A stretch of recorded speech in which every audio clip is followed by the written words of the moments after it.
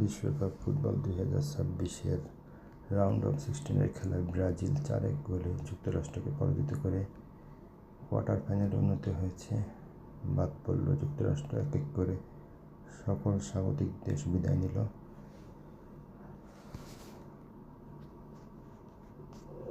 এ খেলার বিজয়ী দল বেলজিয়াম।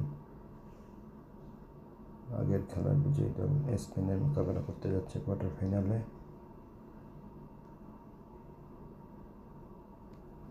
আজকের খেলায় ব্রাজিলের পক্ষে 2টি গোল করেন, বেলজিয়ামের পক্ষে 2টি গোল করেন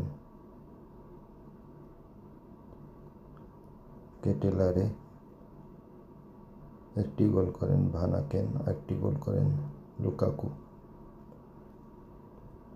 যুক্তরাষ্ট্রের পক্ষে গোল করেন টিলমান।